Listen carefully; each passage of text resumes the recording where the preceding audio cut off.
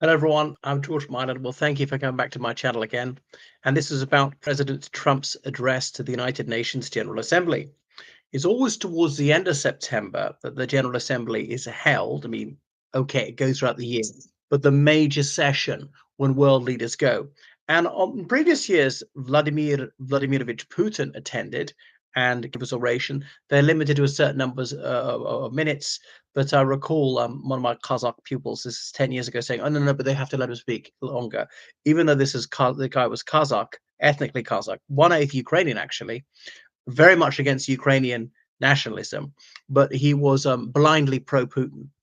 This guy, despite being a practicing Muslim, and despite Putin viciously uh, attacking Muslim civilians, murdering Muslim civilians by the thousand in Chechnya, but of course, there'd be the big lie: no, deny, deny, deny. Anyway, so Trump, I mean, he's a man after Putin's own heart in that he's so egotistical. He always brings it back to himself. He's so, what would the word be, chauvinistic. It's all about braggadocio. It's all just revolting and pathetic. But so Trump's speech, in a way, was completely, well, utterly unsurprising, full of lies and bragging, stuff like that, and then finger wagging the United Nations for a country which jealously guards its independence. He was, of course, poking his nose into the internal affairs of other countries. So he castigated the United Nations as not um, really living up to its ideals and so forth. And there's some truth in that. There have been corruption scandals. It's failed various times.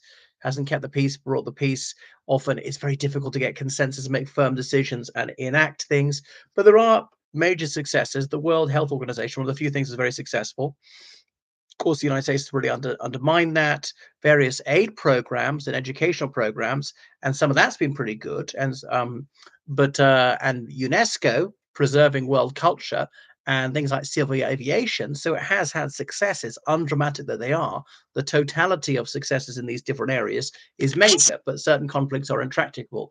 Intractable. Part of the problem is the permanent five: United States, UK, Russia, People's Republic of China, and France having that veto. But of course, they hold on to that, and they don't want to give up that, and that's a reflective of the balance of power in 1945 and not today. But that's another story. Okay, and then he denounced globalism, which is a bugbear for the Republican Party in the United States. Well, what exactly is globalism?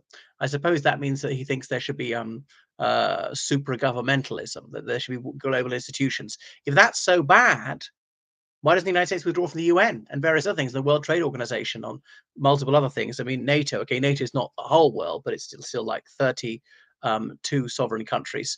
And saying that countries need to defend their own borders, their own national identity. Well, I don't know who I am.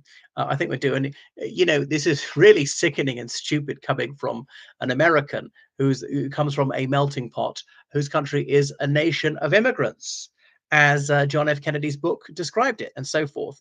But I suppose I agree. Actually, the immigrants should get out of America and go back to Europe and leave it to the real Americans, the Native Americans. I mean, that's where nativism leads us. It's just preposterous. And Trump himself has helped immigrants in. He married two of them, for goodness sake.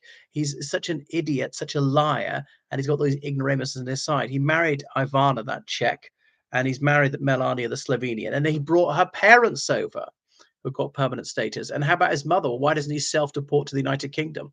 And he's entitled to British citizenship. I was reading how he could try and be prime minister of the UK. Well, I don't see it happening. So he says letting too many people in is ruining things by immigration, and I think there can be excessive immigration, and so forth.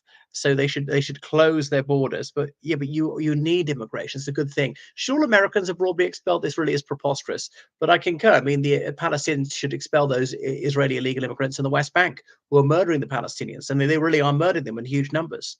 Expel foreigners. Well, I don't think so. What about green card holders? What about permanent residents?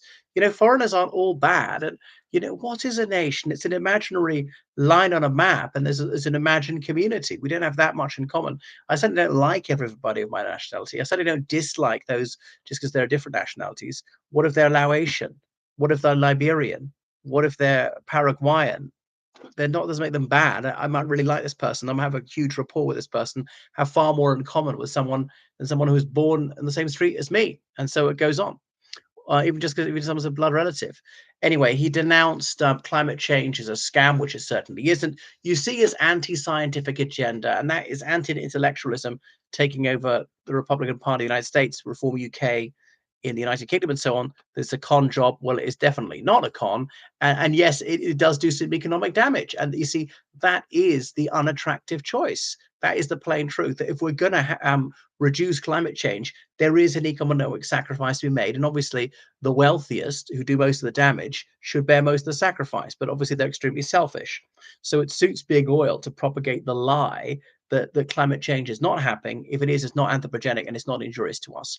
But the one surprising thing and actually welcome thing, he said that Ukraine could regain all the territories lost to Russia with European and NATO support. I suppose this was a lie again. I would like to believe it's true, but I just don't think it is. I don't see sufficient report support coming forth. It's very difficult to see, even with lots of support happening. I suppose if the Ukrainian force really improved, got almost as big as the Russian one, if they really had state-of-the-art weapons, I suppose then they could. But that's just so far from happening because they can never outnumber the Russians. But what they can do is they can have better military technology, and that's a long way off. Anyway, he claimed he'd ended 7 wars. Lie. The Indo-Pakistan conflict, I mean, that's been on and off for decades, since 1947. And they both said it wasn't him that brought this temporary peace. And actually, he has perpetuated wars. The United States has voted against these UN Security Councils for a ceasefire in Gaza. The United States has sold the weapons to the Saudi Arabians for the Yemeni civil war, is sold the weapons, given the weapons sometimes for free to Israel for their genocide against Gaza. So that's actually not true. It's given a pass on their attacks on Lebanon, the further invasion of Syria, attacks on Tunisia. It hasn't criticized them for their attacks on Qatar and Iran and on and on and on and so on. And then he lambasted European countries for still purchasing Russian hydrocarbons. Which is a fair point. That Slovakia and Hungary, ironically, these are two of the governments of the European Union which deal most friendlily with the Trump administration. And then he says they should have religious freedom. Well, that's definitely true. If so, stop trash talking Muslims and free speech. Well, that's something he's against if it doesn't suit him, calling the media enemies of the people and so on, inciting violence against peaceful protesters, which actually occurred and so forth, and says the United States promotes those values. Well, it does if what you're saying is what they like, but it is true there's problems with free speech in the United Kingdom, and there is abortionist bigotry, and those who try to defend children are discriminated against and persecuted, and the police are there to enforce a murderous ideology. Sad but true. Anyway, he denounced the way that the UN couldn't even get some basic technology, and saying he ought to get the Nobel Peace Prize. Wow. Well, mostly nauseating, but that is what's the expression on brand for Donald J. Trump. But yeah, at least he's a bit more ebullient about Ukraine, and that will not go down well in Moscow, saying they're a paper tiger, which in a way they are. The supposed superpower, which can't defeat a country that outnumbers about 4-1 after 3.5 years. And this latest summer offensive, they've gone forward, even by their reckoning, at most, the deepest point of penetration is about 12 kilometers. The Ukrainian failed counteroffensive in 2023 went forward 16 kilometers. Right. Thanks for watching my channel. Make sure to subscribe on Patreon, donate, PayPal, George Callan 79 gmail.com. Goodbye.